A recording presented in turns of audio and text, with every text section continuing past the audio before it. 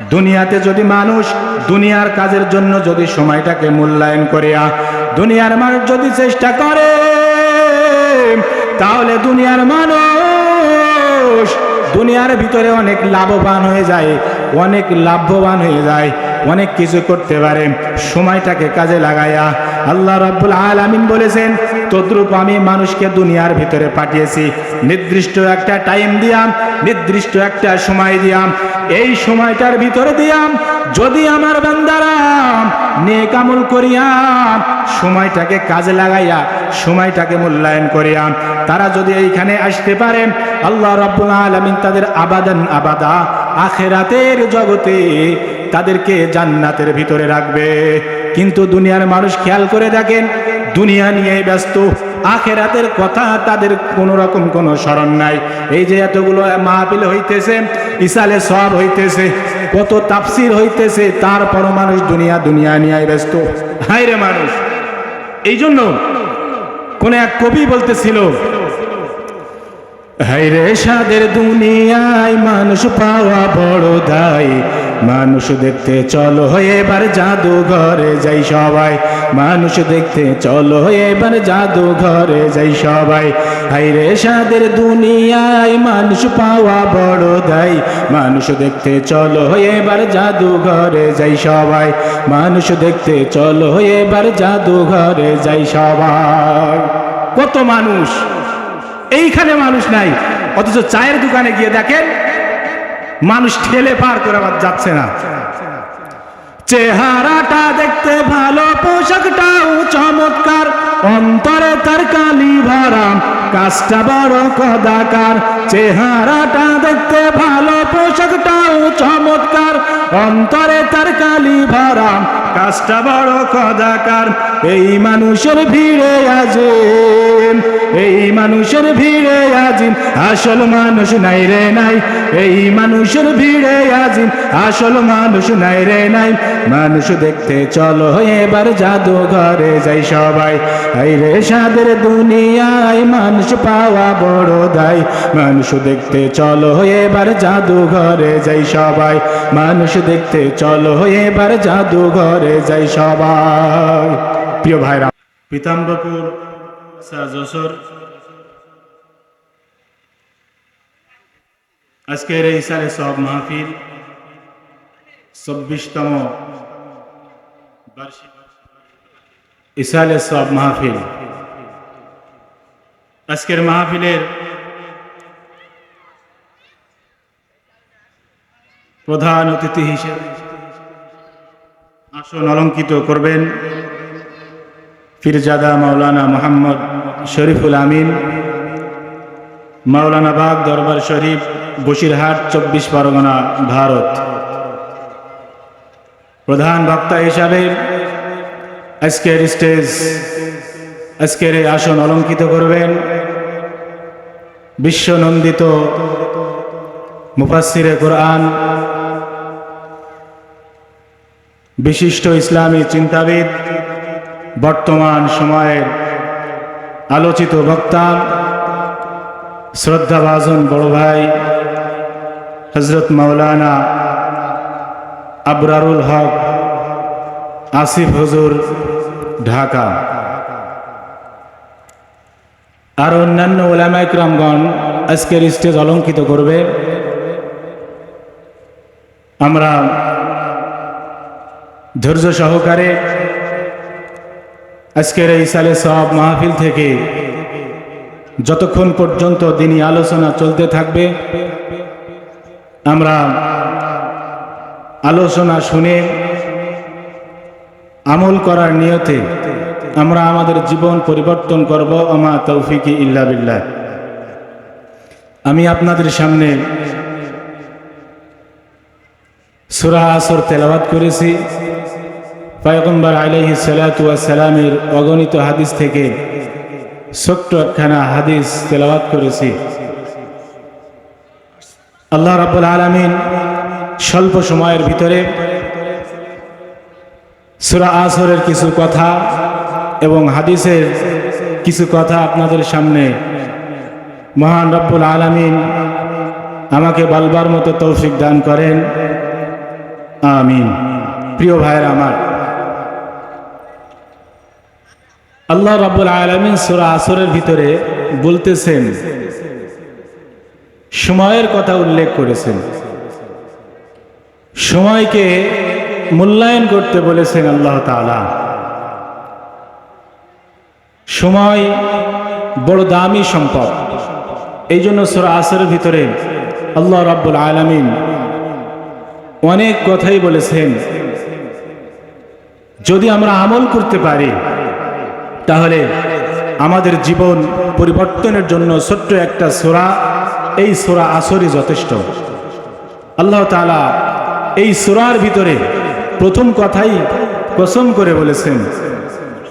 আল্লাহ তাআলা বলেন, ওয়াল আসর ইন্নাল ইনসানা লাফি খুসর ইল্লাল্লাযীনা আমানু ওয়া আমিলুস সালিহাত ওয়া তাওয়াসাউ বিল হাক্কি ওয়া তাওয়াসাউ বিস সাবর। আল্লাহ তাআলা এখানে কসম করেছেন ওয়াল আসর, আসরের কসম। তাফসীর কিতাবের ভিতরে আসছে এই সূরা আসরকে সময় হিসাবেও আল্লাহ তাআলা কসম করেছেন, অথবা আসরের নামাজের কথা বলা হয়েছে। দ্বিতীয় নম্বর আয়াতে বলতেছে, ইন্নাল ইনসানা লাফি খুসর, নিশ্চয় মানুষ বড় ক্ষতিগ্রস্তের ভিতরে। এই কথা কে বলতেছেন? আল্লাহ রাব্বুল আলামিন বলতেছে যে মানুষ সকলেই ক্ষতিগ্রস্তের ভিতরে, কিন্তু তারা বাদে কারা? ইল্লাল্লাযীনা আমানু ওয়া আমিলুস সালিহাত ওয়া তাওয়াসাউ বিল হক ওয়া তাওয়াসাউ বিস সাবর। এই সূরা আসরের ভিতরে আল্লাহ রাব্বুল আলামিন বলতেছেন, ইন্নাল ইনসানা লাফি খুসর ইল্লাল্লাযীনা আমানু ওয়া আমিলুস সালিহাত ওয়া তাওয়াসাউ বিল হাক্কি ওয়া তাওয়াসাউ বিস সাবর। আল্লাহ রাব্বুল আলামিন বলতেছেন, ইন্নাল ইনসানা লাফি খুসর, নিশ্চয় মানুষ ক্ষতিগ্রস্তের ভিতরে। কেমন ক্ষতিগ্রস্তের ভিতরে? আল্লাহ রাব্বুল আলামিন বলতেছেন, মানুষ দুনিয়ার ভিতরে সময়কে মূল্যায়ন করতে চায় না, সময়কে কাজে লাগাতে চায় না, যার কারণে মানুষ ক্ষতিগ্রস্তের ভিতরে আছে। এর নবীর উম্মতের দল, যারা এই সময়টাকে কাজে লাগাতে পারবে, যারা এই সময়কে কাজে লাগিয়েছে, তারা দুনিয়ার ভিতরে সময়কে কাজে লাগায়া জিরো থেকে হিরো হয়ে গেছে। আর যারা সময়কে ঠিক মতো কাজে লাগাতে পারে নাই, সময়কে অবমূল্যায়ন করেছেন, এই সময়টাকে অবহেলা করেছেন, সময়টাকে অবহেলা করিয়া তার জীবনটাকে নষ্ট করে ফেলেছেন। তার দুনিয়াও শেষ, আখিরাতেও তার কিচ্ছু নাই, কোনো আমল নাই। তার অর্থ দুনিয়াতেও সে ক্ষতিগ্রস্ত হয়ে গেছে, আবার আখিরাতেও তার জন্য ক্ষতির জন্য অপেক্ষমান। কেন? দুনিয়াতে মানুষ যখন সুযোগ পায়, সারাদিন কাজ করার পর বিকাল টাইমে মানুষ একটু চাই চায়ের আড্ডায়, চায়ের দোকানে একটু আড্ডা দিবে, ক্যারাম বোর্ড খেলবে, তাসের জুয়ায় আড্ডায় তাস খেলা করবে, আমলটাকে নষ্ট করতেছে। এই সময়টা যদি তারা নষ্ট না করিয়া, হেলাই খেলাই নষ্ট না করিয়া আমলে যদি নিযুক্ত থাকতো, আল্লাহ রাব্বুল আলামিন বলেন, তাহলে সেই ব্যক্তি হয়ে যাবে সফল কাম। আব্দুল কাদের জিলানী রহমতুল্লাহ আলাইহি যখন ছোট্ট তার খেলার সাথীরা ডাক দিয়া বলতেছে, ও আব্দুল কাদের, এখন তো একটু খেলার বয়স, একটু খেলার সময়, এই সময়টা যদি একটু খেলা করি তাহলে আমাদের একটু মনটা ভালো থাকবে, সময়টাও ভালো যাবে, চলো আমরা একটু মাঠে গিয়ে খেলাধুলা করি। আব্দুল কাদের বালক মানুষ, ছোট্ট মানুষ। আব্দুল কাদের ডাক দিয়া তার সাথীকে বলতেছে, ও ভাই, আমি আমার মূল্যবান এই সময়টাকে যদি তোমার কথায় যদি খেলাধুলার ভিতরে আমি মগ্ন হইয়া আমার এই মূল্যবান সময়টাকে আমি নষ্ট করে ফেলি, তাহলে তো আমার জীবনের বহু নিয়ত আছে, আমার জীবনে বহু টার্গেট আছে, আমার এই টার্গেটগুলো মিস হয়ে যাবে, আমি তেমন কোনো কিছুই করতে পারবো না। প্রিয় ভাইরা আমার, খেয়াল করিয়া দেখুন, আব্দুল কাদের জিলানী রহমতুল্লাহি আলাইহি সে তার জীবনের প্রত্যেকটা সময় সে তার আল্লাহ রাব্বুল আলামিনের কাজে নিয়োজিত করেছেন, ইবাদত করে গেছেন, খেলায় খেলায় সময়টাকে নষ্ট করে নাই। আল্লাহ রাব্বুল আলামিন তাকে দুনিয়ার ভিতরে এত উজ্জ্বল নক্ষত্র বানিয়েছেন, যতদিন দুনিয়া থাকবে, যতদিন পৃথিবী থাকবে, কিয়ামত পর্যন্ত সকল মানুষ তার নাম নিতে থাকবে। ঠিক কিনা জোরে কোন?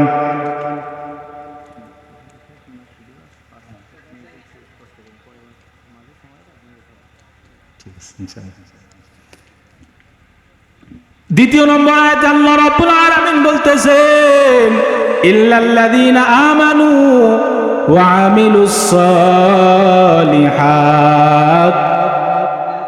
2 নম্বর আয়াতে আল্লাহ রাব্বুল আলামিন বলতেছে, তারা ব্যতীত, যারা সময়টাকে মূল্যায়ন করেছেন, যারা সময়টাকে কাজে লাগিয়েছে, তারা ব্যতীত। খেয়াল করিয়া দেখেন, আপনাদের এই পিতাম্বরপুরের মানুষ, 5টা ঘরের মানুষ বিদেশ চলে গেছে, বিদেশে যাওয়ার পর 6টা বছর 7টা বছর পর তারা তাদের বাসায় সুন্দর জমি কেনাকাটা করেছে, বাসা বাড়ি করেছে, সুন্দর জমি জায়গা সব কিছু করেছেন, অট্টালিকা করেছেন, তার ভিতরে 3টা মানুষ করতে পারছে, 2টা মানুষ করতে পারে নাই। এই এলাকার মানুষ জিজ্ঞাসা করতেছেন যে তোমরা তিনজন তো ভালো বিল্ডিং করতে পারছো, বিদেশে গেছো একসাথে 5 জন, অথচ 3 জন বিল্ডিং করতে পারছো, মাঠে ঘাটে জমি কিনতে পারছো, কিন্তু তোমরা 2 জন কেন পারো নাই? তখন ওই 3 জন ডাক দিয়া বলতেছে, ভাই, আমরা 3 জন এসেছি তোমার বিদেশের মাটিতে 5 জন, কিন্তু তার ভিতরে কোম্পানির যে টাইমটা আমাদের শিডিউল করে দেওয়া হয়েছে, সকাল 8টা থেকে নিয়ে বিকাল 4টা পর্যন্ত আমরা কোম্পানির কথা অনুযায়ী কোম্পানির কাজগুলো করেছি, তারপরে আমাদের যে বাকি 2টা ঘন্টা, এই 2টা ঘন্টা আমরা ওভার টাইম কাজগুলাও করেছি। এই জন্য আমাদের সকাল 8টা থেকে নিয়ে বিকাল 4টা পর্যন্ত আমাদের যে বেসিক আয়, সেই আয় সহ আবার যে ওভার টাইম আমরা করেছি, 1 মাস যাওয়ার পরে আমাদের অনেক টাকা পয়সা হয়ে গেছে, আমরা ওই টাকা দিয়ে আমাদের বাসা বাড়িতে পাঠাইয়া আমরা আমাদের দেনাগুলো শোধ করিয়াছি, তারপরে আমরা আমাদের বিল্ডিংগুলা তৈরি করেছি। যেহেতু বিদেশে যখন এসেছি, সন্তানগুলা আমরা দেখাশোনা করার জন্য, সন্তানদেরকে ভালো রাখার জন্য, সম্পদ কামাই করার জন্য, অর্থ কামাই করার জন্য, ভালো 2টা খাবার খাওয়ার জন্য আমরা বিদেশের মাটিতে এসেছি, সময়টাকে নষ্ট করে নাই, সময়টাকে কাজে লাগিয়েছি। এই 3টা-4টা বছরের ভিতরে আমরা অনেক কিছু করতে পেরেছি। আল্লাহ রাব্বুল আলামিন যদি তৌফিক দেন আরো কিছু করব, তখন এলাকার লোক ডাক দিয়া বলেন, ও ভাই, তোমরা 3 জন পারছো, ওই 2 জন কেন পারে নাই? ওই 2 জনও তো তোমাদের সাথে একই সাথে বিদেশে গেছে, তারাও তো দিনা হয়ে গেছে, তারাও তো তোমাদের এই নিয়তে করার জন্যই গেছে, কিন্তু তারা কেন করতে পারে নাই? তখন তারা ডাক দেয়া বলে, ভাই, আমরা যখন কাজ করতাম, আমরা যখন শিডিউল অনুযায়ী আমরা আমাদের কাজগুলা করেছি, আমাদের কাজ 8টা পর্যন্ত চলেছে, আমাদের কাজগুলো করার পর আমরা খেয়াল করে দেখতাম আমাদের সাথী ওই 2 ভাই তারা যখন সকাল 8টা থেকে নিয়ে বিকাল 4টা পর্যন্ত আমাদের সাথে থাকার পর তারা তাদের রুমের ভিতরে গিয়া মোবাইলে সময় লাগাইছে, মোবাইলে এদিকে সেদিকে টিকটক, ইউটিউবে, ফেসবুকে সময়টারে নষ্ট করেছে, যার কারণে তাদের আয় রোজগারে যাই হয়েছে, দিন আনে দিন খাইছে, দিনাটা শোধ হইছে, তারা বেশি কিছু করতে পারে নাই। ও মুমিনের দল, এই জন্য খেয়াল করো, দুনিয়াতে যদি মানুষ দুনিয়ার কাজের জন্য যদি সময়টাকে মূল্যায়ন করিয়া দুনিয়ার মানুষ যদি চেষ্টা করে, তাহলে দুনিয়ার মানুষ দুনিয়ার ভিতরে অনেক লাভবান হয়ে যায়, অনেক লাভবান হয়ে যায়, অনেক কিছু করতে পারে সময়টাকে কাজে লাগাইয়া। আল্লাহ রাব্বুল আলামিন বলেছেন, তদ্রূপ আমি মানুষকে দুনিয়ার ভিতরে পাঠিয়েছি নির্দিষ্ট একটা টাইম দিয়াম, নির্দিষ্ট একটা সময় দিয়াম। এই সময়টার ভিতরে দিয়াম যদি আমার বান্দারা নেক আমল করিয়া সময়টাকে কাজে লাগাইয়া সময়টাকে মূল্যায়ন করিয়া তারা যদি এইখানে আসতে পারে, আল্লাহ রাব্বুল আলামিন তাদের আবাদান আবাদা আখিরাতের জগতে তাদেরকে জান্নাতের ভিতরে রাখবে। কিন্তু দুনিয়ার মানুষ খেয়াল করে দেখেন, দুনিয়া নিয়ে ব্যস্ত, আখিরাতের কথা তাদের কোনো রকম কোনো স্মরণ নাই। এই যে এতগুলো মাহফিল হইতেছে, ইসালে সওয়াব হইতেছে, কত তাফসীর হইতেছে, তারপরও মানুষ দুনিয়া নিয়ে ব্যস্ত। হায় রে মানুষ! এই জন্য কোন এক কবি বলতেছিল, হায়রে সাদের দুনিয়ায় মানুষ পাওয়া বড় দায়, মানুষ দেখতে চলো এবার জাদুঘরে যাই সবাই, মানুষ দেখতে চলো এবার জাদুঘরে যাই সবাই। হায়রে সাদের দুনিয়ায় মানুষ পাওয়া বড় দায়, মানুষ দেখতে চলো এবার জাদুঘরে যাই সবাই, মানুষ দেখতে চলো এবার জাদুঘরে যাই সবাই। কত মানুষ, এইখানে মানুষ নাই, অথচ চায়ের দোকানে গিয়ে দেখেন মানুষ ঠেলে পার করে আবার যাচ্ছে না। চেহারাটা দেখতে ভালো, পোশাকটাও চমৎকার, অন্তরে তার কালি ভরা, কাজটা বড় কদাকার। চেহারাটা দেখতে ভালো, পোশাকটাও চমৎকার, অন্তরে তার কালি ভরা, কাজটা বড় কদাকার। এই মানুষের ভিড়ে আজে, এই মানুষের ভিড়ে আজিম আসল মানুষ নাই রে নাই, এই মানুষের ভিড়ে আজিম আসল মানুষ নাই রে নাই। মানুষ দেখতে চলো এবার জাদুঘরে যাই সবাই, হায়রে সাদের দুনিয়ায় মানুষ পাওয়া বড় দায়, মানুষ দেখতে চলো এবার জাদুঘরে যাই সবাই, মানুষ দেখতে চলো এবার জাদুঘরে যাই সবাই।